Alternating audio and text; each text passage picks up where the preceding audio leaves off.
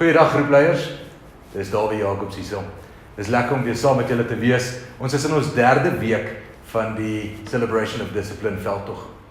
En hierdie week gaan ons fokus op die dissipline van onderdanigheid.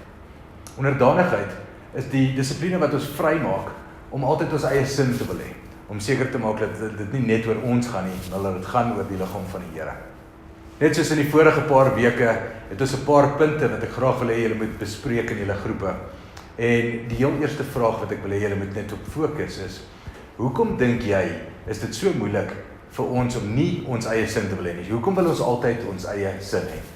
Die tweede vraag wat ek wil hê julle moet bespreek is, onderdanigheid het 'n negatiewe konnotasie en elke keer as iemand sê jy moet onderdanig wees, dan vat ons dit half persoonlik.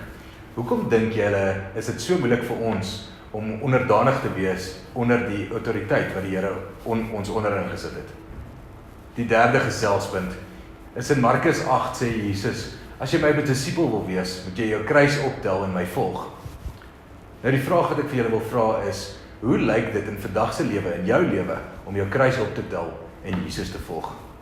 Dit sal julle sien in julle notas, die laaste vraag is, watse verandering sal jy in jou lewe ervaar, as jy opreg onderdanig sal wees onder autoriteit in jou lewe? Baie dankie dat julle hier nog 'n week saam met ons hierdie gesprekke voer in julle groepe.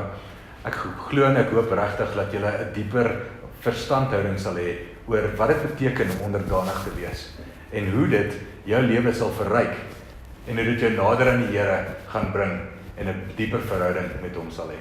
Mag julle 'n geseënde week hê. Totsiens.